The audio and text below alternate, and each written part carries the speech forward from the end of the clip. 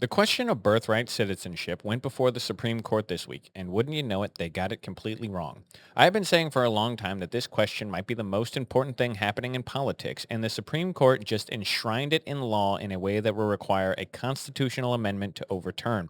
In other words, it's never getting changed. A terrible, terrible decision. Here's a scenario that is now completely legal in the eyes of the court. An illegal immigrant or birth tourist has a child in America. They then remove that child from the country immediately and raise it in a foreign land, maybe a hostile land, a land that hates America. Then when the child is old enough, they're allowed to come back to America and undermine our country from the inside out like the Manchurian Candidate.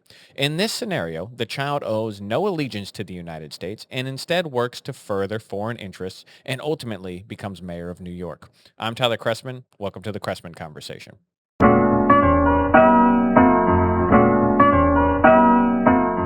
Welcome in, all you beautiful people. We kid Zoran Mamdani in the intro. I know that scenario doesn't describe him at all. He was born in Uganda. All the more reason he shouldn't be mayor in an American city. We shouldn't let him in American politics at all. We don't need to not give him citizenship. That's another question, which also probably should have been yes, but you definitely shouldn't be a mayor in a New York City. Anyway, all in good fun here. But seriously, let's denaturalize and deport him. We got two topics that we're going to get into today. The main one is going to be this question of birthright citizenship. And then we're going to talk about the minimum wage. My friend Kristen asked me a question about the minimum wage earlier this week. And for her benefit, we're going to do a deep dive on the minimum wage. Although actually, it might not be quite the deep dive I was expecting to do because this question of birthright citizenship is going to take up most of our time. Before we get into either of those, favorite comment from last week comes from @TylerHero3454, who said, quote, "So hypothetically, what if someone was convicted by a jury of their peers for damaging public property, assaulting police, and threatening to murder civil servants? Should the president pardon them? Rules for thee, not for me indeed. The double standard y'all constantly set is beyond baffling." End quote. Now, of course, Tyler Hero was referring to the Antifa terrorists we were talking about in Texas, but I think what he's actually alluding to are the January 6thers. So I'm going to say not a great point, but I'll grant you this. I'll trade you the less than 1,000 people who were pardoned by President Trump, and let's say we'll lock all the January 6thers up for the rest of time. If you're willing to say that we should also lock up every single person who broke any law during the 2020 riots. And we go after them with as much gusto as we track down every single person who walked through the rotunda that day. I'm all for you. I'll trade you the January 6thers. We can lock up 1 million people who broke laws during that riot that you supported or your side supported. And I'll trade you the January 6thers. I think I could make a giant point about that, but I think you get it. January 6th doesn't even show up on my radar when we're talking about political violence in the United States. I remember when millions of people were in the streets and cities burned down, buildings burned, cars burned, people were assaulted, people died. I remember all that. And I remember what the Democrats did was put on the kente cloth and kneel in the rotunda in support of these morons out in the street. So anyway, thanks for the comment, Tyler Hero, but I think you are mistaken. Anyway, let's get into topic one. Goodbye, America. This Supreme Court decision on birthright citizenship is one of the worst court decisions in the history of the court. And there have been some really bad court decisions. We've actually seen a lot of talk about the Dred Scott decision this week, which up until this point, nope, not going to go that far, is the worst Supreme Court decision of all time. This one is not quite that bad, but it's bad in a different way. That one, the Dred Scott decision, was the one that basically said Black Americans can never be American. They can't be citizens. They never have, never will, never could. Basically a terrible decision. And that said Black people are not equal to white people. So that was a terrible decision. This decision, obviously not that bad. But it's bad in a different way because it threatens the future of America in a unique way that I feel like the court just opened the door to. This was a 6-3 decision. Some people will say it's 5-4. I'm not going to say that. They're going to say, well, Kavanaugh didn't agree with all of it. He dissented from some of it. No, You can't split the baby on this one. You're either on their side or the right side. The majority side in this case was absolutely wrong. So let's get into why. Let's get into what this question is even about. If you watch the show, maybe you have heard me talk about birthright citizenship in the past. This is the concept that people say comes from the 14th Amendment. And what birthright citizenship does is it grants the designation of citizen on any person born in the United States or any United States territory. There's a Latin term for, what is it? Oh, jus soli. That's what it is. Jus soli. So basically it comes from this phrase. I'm not going to get into the entire history of it, but there's a Latin phrase that you've heard people probably, if you've been following the news, talk about this concept of jus soli. It's a Latin term that it goes back a long time, and what it means is the rights, what is it? The right of the soil, and the idea is that this phrase gives access to any person who's born in a place is entitled to the rights of the people in that place. It's a complicated way of saying what I'm trying to say. Anyone born in America or an American territory is entitled to jus soli, or the rights of the territory, meaning that if you're born on American soil, you are an American. You are a citizen of the place that you were born. It's not a concept that originated in America. It predates America, but it is a concept that America really embodies, this idea that birthright citizenship, if you are born on American soil, you are an American. This is not what that means at all. And this has never been the case in America when you look back through the court's history of a thing that they have supported. It's been the common practice in the United States for a long time, for basically the last 100 years. But that does not mean that that is what this meant. So where does the concept of birthright citizenship come from? Specifically, it comes from the Reconstruction era amendments, specifically the 14th Amendment. Now, the Reconstruction amendments, the 13th, 14th, and 15th Amendment, basically the 13th Amendment in 1865 abolished slavery. The 14th Amendment basically said that slaves born in the United States are children of slaves, and slaves born in the United States are American citizens. And the 15th Amendment said that you're not allowed to discriminate at the ballot box. So black people are allowed to vote, basically. So these three amendments. The 14th Amendment starts off, it's kind of a longer one, but the 14th Amendment has the beginning phrase. It says, this is a quote from the 14th Amendment, which was 1868. It says, quote, all persons born or naturalized in the United States and subject to the jurisdiction thereof are citizens of the United States and of the state wherein they reside, end quote.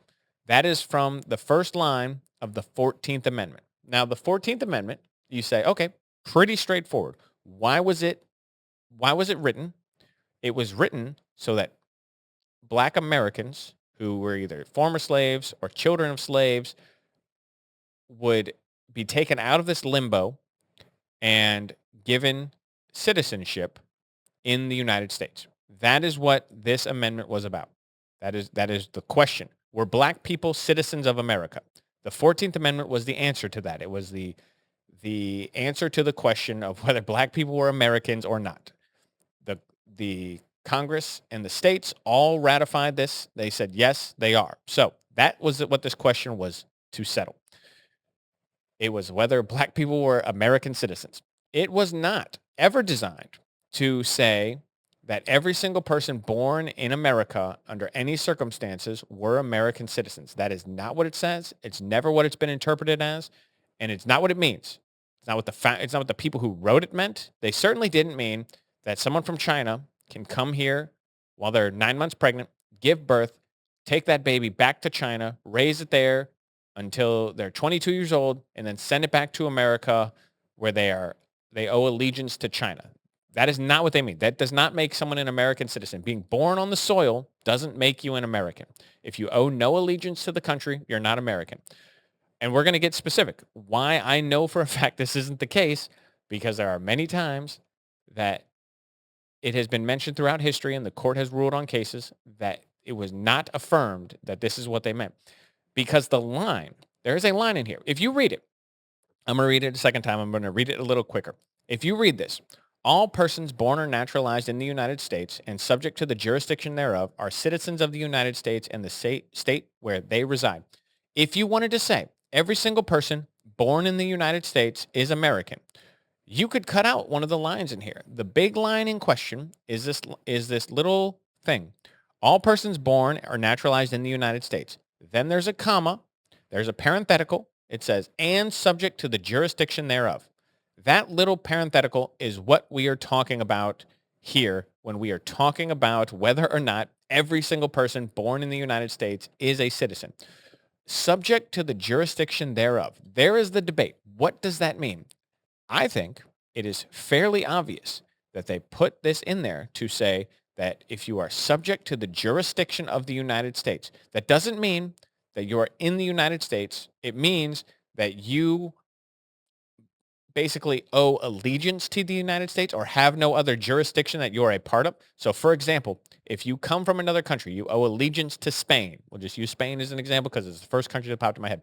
Your parents owe allegiance to Spain and they come over here and you are born. Historically, you would be Spanish. That is the way it works. You wouldn't just be American because you happen to be born in America, especially if they then abscond with you back to Spain. They take you back to Spain immediately. At what point were you subject to the jurisdiction of America? It doesn't mean that you're under the laws of America. Obviously, if I go to China and I break the laws, technically I'm subject to the jurisdiction of law in China. They can prosecute me for Chinese crimes that I commit over there. But I'm not subject to the Chinese government. I'm not a subject of the Chinese government just because I happen to be in the territory. That's not the way that works, and it's not what it means when we're talking about subject to the jurisdiction thereof.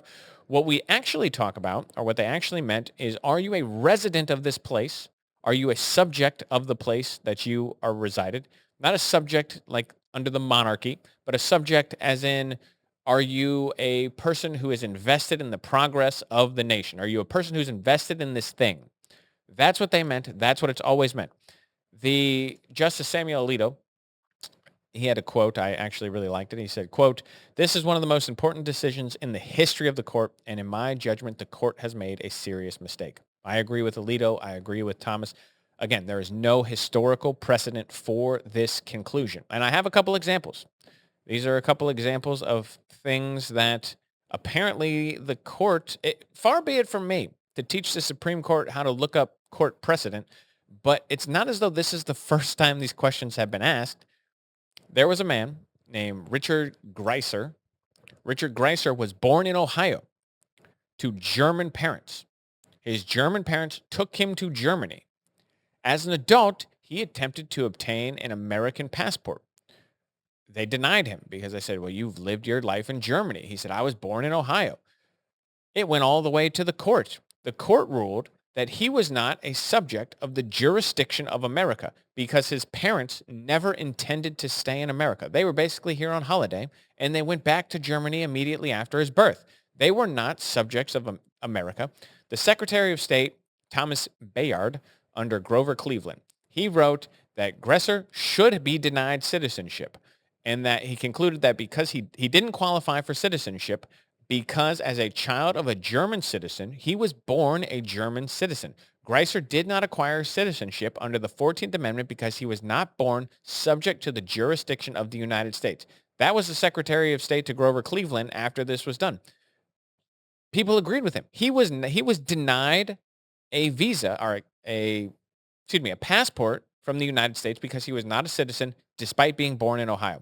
The same thing happened in 1890. In 1890, Mary Devereux, who was an Irish citizen, she was attempting to immigrate to America. She was residing in a ship off of the harbor of New York. She was pregnant. She went into labor. They put her on shore. She gave birth to a baby in a New York hospital. She then goes back to the ship. They denied her immigration application. She and the baby were sent back to Ireland. Later, they sue. They say, well, my child was born in America. They say, you were denied your immigration application. You are not a citizen of the United States. Even though you gave birth in America, your baby is an Irish or an Irish child. It is not an American child just because you gave birth on American land. That was 1890. Again, no question about this. There is no question. Then what you've seen a lot of talk about is the Wong Kim Ark decision. This is incredibly misunderstood, and it's misunderstood by people who sit on the Supreme Court. It is ridiculous to me that they are citing this as some sort of proof that there is precedent to grant citizenship to everyone born in the United States. That's not what happened with Wong Kim Ark. Wong Kim Ark was born in San Francisco. He was the the son of two Chinese nationals who lived in San Francisco. He went to China as an adult. He was born, raised in America. As an adult, he goes to China. He comes back. He's detained. They say, "You can't come into America." He says, "I'm an American citizen." That was the whole entire thing. Again, he sues. The court agrees with Wong. Wong is an American. He is a citizen of the United States. This is used as the justification for the court's ruling this week in birthright citizenship, as though the court in 1898 settled the question of birthright citizenship by granting Wong Kim Ark citizenship. That is not what this decision was about at all, period. First of all, Wong Kim Ark was the son, born in America, of two lawful permanent residents. His parents lived in America. They did not live in China. They had no intention of returning to China. They were not American citizens because at the time, and what we'll talk about in a second, is the Chinese Exclusion Act prevented them from being American citizens. But they were American. They lived in America. They were invested in America's future.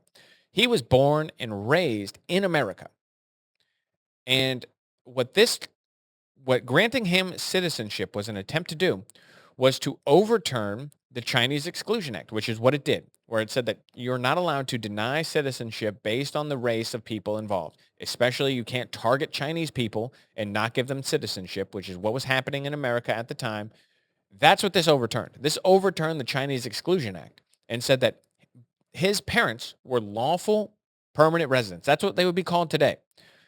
They were not transients. They were not tourists. They were not here on a visa. They were not here on holiday. They were not here illegally. They came here legally to live in America, to work in America, to be a part of the American experiment, and their son was born. That's not the question of birthright citizenship that's before the court today. The question before the court today is whether or not illegal immigrants are citizens of the United States.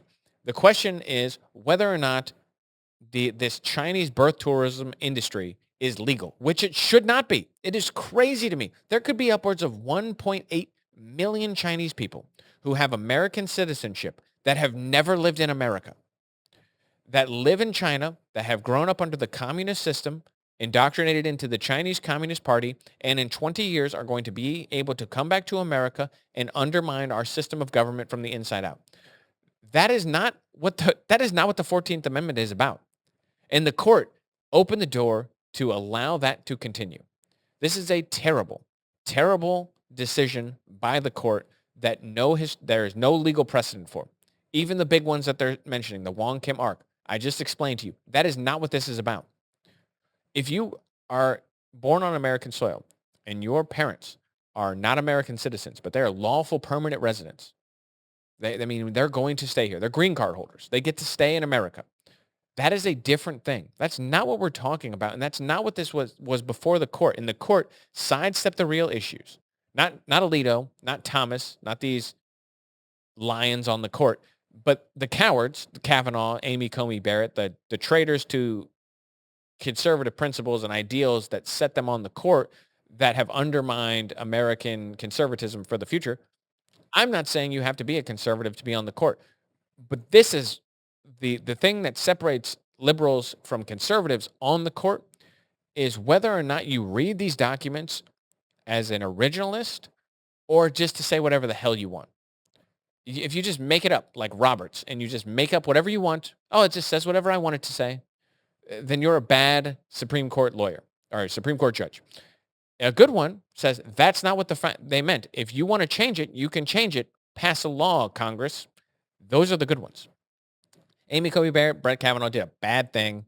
with this decision. A really, really bad thing. Amy Coney Barrett has been a disaster on the court. Terrible, terrible choice. All the worst judges are women. I'm just gonna go ahead and I'm just gonna say it. They're just bad. They're just bad. The Jackson is probably the worst person to ever sit on the Supreme Court. Elena Kagan's fine, but Sonia Sotomayor is terrible. Amy Coney Barrett has been bad. Ruth Bader Ginsburg, I know people love her. She is not that great at her job. What is the most important decision she ever wrote? Can anyone name it off the top of their head? No. Yeah, it's because she didn't write important decisions because she wasn't good at it. So anyway, side note, get people upset. Bad decision by the judges. This doesn't even talk about the fact that obviously everyone born on here are not subject to the jurisdiction thereof. We don't give citizenship to foreign diplomats who have children in the United States. You're born on American soil. Why don't we do that? Well, because obviously they're subject to a different jurisdiction. Oh, okay. Okay. So what are we going to change? What are we going to fix about this? What do we do moving forward if the Supreme Court has fumbled this ball in such a terrible fashion? Well, unfortunately, the solution now becomes no more immigration. First of all, immediately, you should bar pregnant women from immigrating to the United States. Number one, no pregnant women are allowed to come to the United States. Okay, that's an easy one. Get done. Stop the birth tourism industry. Boom, immediately. You could probably pass laws that would outlaw certain practices like that. Like you can't birth tourism in general. I don't know exactly how you would phrase the language, but I'm sure there's a way Congress could pass a law outlawing birthright or birth tourism. I'm sure there's a way they could do that. I don't think that this would prevent them from doing that. But barring pregnant women from coming, that'd be a good step. Just immediately clamping down on immigration in general, deportation and denaturalization of people. I think that needs to step up substantially. 30% of the country is either immigrant or firstborn immigrant. Listen, this is right now, this makes me sound like the most right-wing anti-immigrant person of all time. That's not the case. It's crazy to think that. I am not that person. I don't care except for the fact that at a certain point, the country stops being America because immigration throughout history has primarily been from European countries that share a common history and a common culture with the American settlers that have lived here for hundreds of years. So when you go back 100 years and the primary sources of immigration to America were Germany and Italy and the UK, again, European countries that share a religion, culture, and history, they assimilate. That's not the case anymore. Now, where do we get immigrants from? We get them from China, and we get them from India, and we get them from Bangladesh, and we get them from all these places. Probably great people. But go to India and answer the question, is there a lot in common? Do we have a lot of history, culture, language, anything that is the same? What about Bangladesh? What can we say about that? What about other places that are big? China. You got a lot in history, culture with China? No. No. So the assimilation is not happening. And when that doesn't happen, the country is changing, and it's changing for the worse. It's worse to live in India than it is to live in the United States. It's worse to live in China than it is to live in the United States. And if it's not, then stay there. Okay, problem solved. Hey, your country's so great, stay there. You want to come here? Okay, maybe, but way less. Way less. Because if every single person is born now gets American citizenship, and that's just going to be the way we do it. We need to have less people born in America to foreigners. That's just the way it is. There's not a better word. To immigrants, to foreigners, whatever the case you want to be. We just need less because we can't, it's not sustainable. And again, none of this is xenophobic. I have no problem with immigration in general as a concept. What I think is, if you take it to its logical, absurd conclusion, you say America is a place. It's a defined place. It's a defined people. It's only so big. We have, whatever. Give me a little space. We have this much room. We have this much room in America. Okay? We have this little place. If I take the entire rest of the world and import them into America. 6, 7, whatever it is, billion people. We put them all in America. We pop them down here. Is the country the same? Do we have the same culture? Is it the same place? Are our system of checks and balances designed to work? Do our cultural norms around freedom of speech and religion and tolerance and all these things, are all of them the same? The answer is obviously no. So there's a limit. We need to take enough people in. Sure, I'm open to that. As long as they assimilate. Once you start getting to a place where 30, 40% of your country are either born in a different country or the children of people who were born in a different country, it starts to change. You can't assimilate that many people. I want people here. I don't care if you're white, black, brown. It doesn't really matter to me about your religion nearly as much if you're Hindu or Buddhist, whatever the case may be. But you come to America, you need to act American. You need to act like an American. You don't act like an Indian in America. You don't act like a whatever. You don't act like a Afghani in America. I don't want to live next to someone who wants to eat with their hands. Use a fork. Okay, that's all I'm saying. There are cultural customs in America that are better than other places in the world. I don't want to live in Afghanistan. I don't want to live in India. I like living in America. America did it pretty great. We got a good thing going on here. It's why everyone wants to live here. So be American. You can't do that if 40% of the country isn't even born here, doesn't have any ties here, has no history here. You can't assimilate that many people. Less than 10%. We need less than 10%. We need to get that 30%, get it down to 10%. 10% is a good number. That's fine. It's manageable. Everyone's invested. 90% of the country is invested in the American project. You have 60%, you barely have a country. Get that down. Deportation, denaturalization, clamp down on immigration, no pregnant women can enter the United States. These kind of things are important. Let's start doing that. It's up to Congress, which means, again, nothing's going to change, never going to get done, but we can hope. Anyway, let's move on. We're at the 26-minute mark. My goodness, talking too much. Let's get into topic 2, recapping the minimum wage. This is a quick overview. We're only going to try and do 3 or 4 minutes just to do a little overview because my friend Kristen was asking me about the minimum wage earlier this week and said that she doesn't really like the minimum wage, but she doesn't really know how to articulate the arguments against it. And I said, that's fine. We'll talk about it on the show.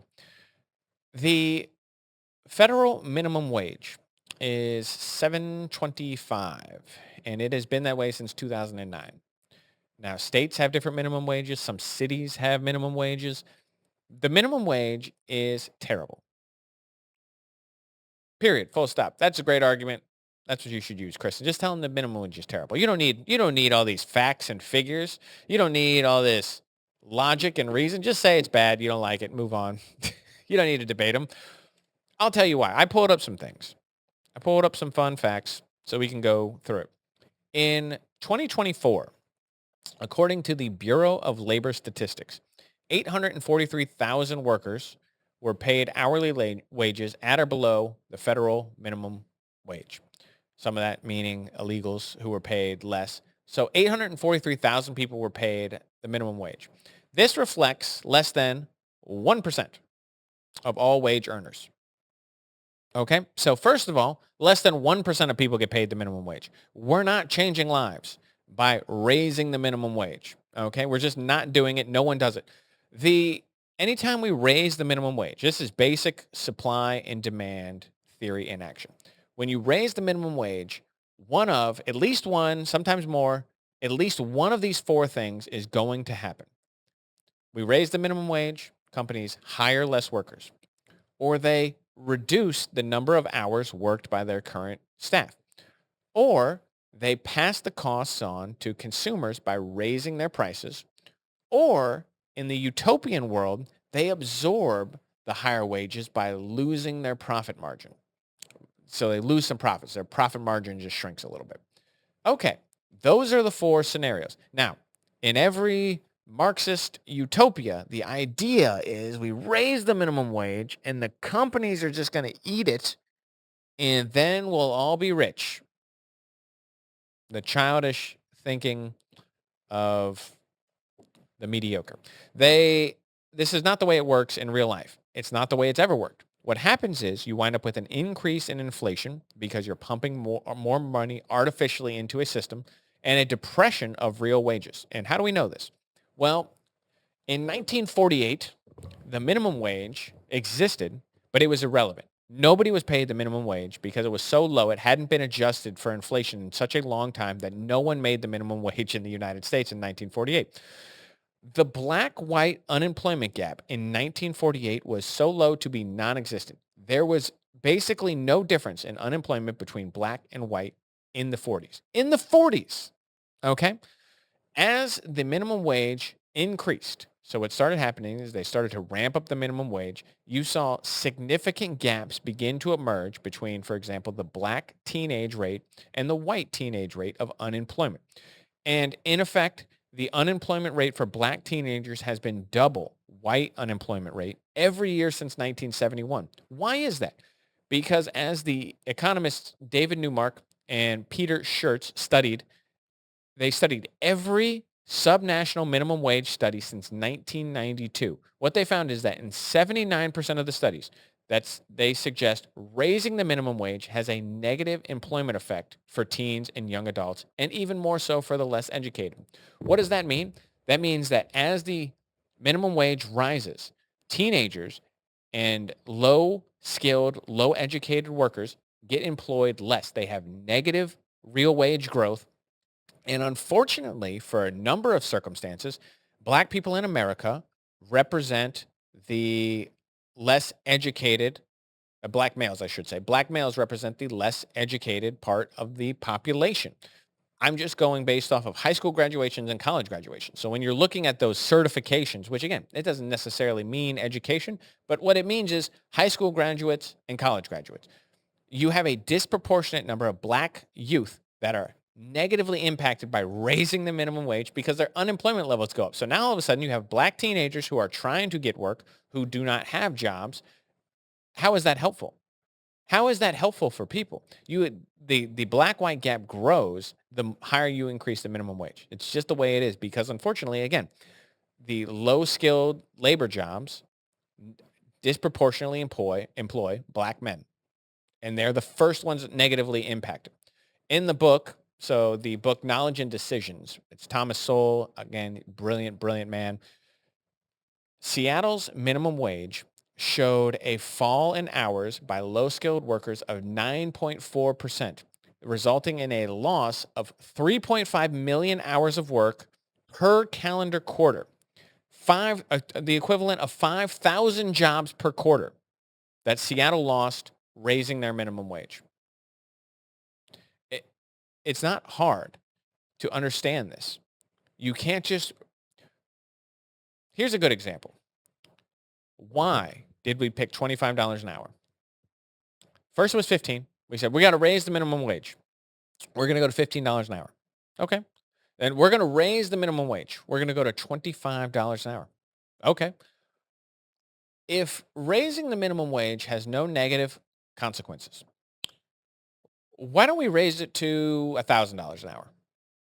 I don't make $1,000 an hour. I'm pretty sure most people listening probably don't make $1,000 an hour. Why don't we just raise it to $1,000 an hour? Think about that. Think of all the money we would all have if everyone just made $1,000 an hour. Why don't we do that? Well, they'd argue that's absurd. Why is it absurd? I don't understand. We just take it. If raising the minimum wage makes people more money, well, why wouldn't we just keep raising it until everyone's rich? Because they obviously know it doesn't work that way. Now, many of them don't understand the way that supply side economics work or the supply and demand theory works. They don't understand these things. It is incredibly simple. 4 things, as we listed before. 4 things. One of those things is going to happen. It's not going to be that companies just lose money. The profit margins on most companies is not that large. This is the sad thing that people don't realize. For example, grocery stores. You look at grocery stores and you say, well, the people who own grocery stores, they're doing pretty well. Food prices are outrageous. They're going up and up and up. I'm not going to look this up. Someone could fact check me if I'm wrong. I believe the last time I remember reading something about this, the profit margins in grocery stores is 1 to 2%. That's it. It's not, they sell a lot of items. That's how they make money because they're making 1%, 2% on all of the purchases that you make. But overall, that's their profit margin. They are barely above their means in the grocery stores. How do they absorb this cost? They're going to absorb it by cutting hours and raising prices. That's it, period. Because they don't have a profit margin. Their profit margins are not 30, 40%. Every time I go there and buy a box of cereals, by the way, are the largest, most profitable items in grocery stores per foot of shelf space. I do remember this. So I go buy a box. And this might be the best example. I don't know what that box of cereal costs to manufacture, but I buy it for $4. Let's imagine that the profit margin on cereal is gigantic because maybe they're not that difficult to manufacture. Maybe they're not that difficult to ship. They're not that heavy. You can ship them all. They're rectangles, so they all fit together nicely. You can pack them all tight in a box. Let's imagine that the profit margin on cereal is just absurd. It's 50%. Everything else in the store, even if that's true for some items like cereal, it's not true for everything. Everything is not 50%. They're not buying butter for a nickel a tub and then selling it to you for $3.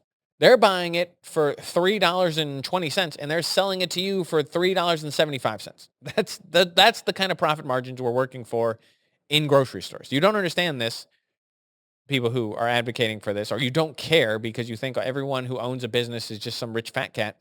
But all this does is it create inflation and a spiral, and everyone loses their job. It's what's always happened everywhere. These studies that I see, I read some studies looking this up where they were the positive benefits of raising the minimum wage. And you just read them and you go, oh my gosh, this is garbage. It's just hot garbage. Bad math, bad science, just pure speculation and conjecture. They're going, it could be the case. Oh, you mean in your fantasy utopian vision, it could be the case that it all works out great? Hey, that's awesome. No, it's silly. Anyway, a lot of reasons why we shouldn't. Inflation, higher prices, lower real wages,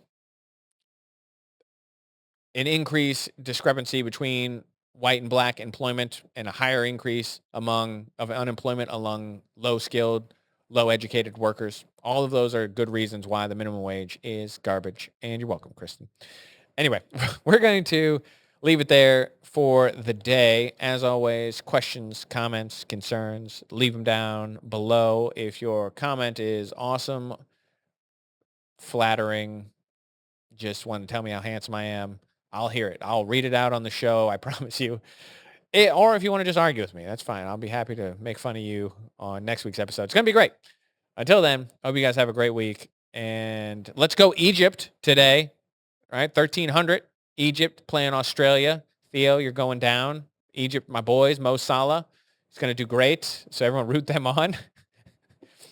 If the context for that probably doesn't make any sense. But I drew them in a World Cup lottery. So I'm rooting for the U.S., but I also am rooting for Egypt. And until they play each other, it's not going to be a problem. So anyway, let's go Egypt. Win me some money. It's going to be great. Hope you guys have a great week. I'll catch you next Friday.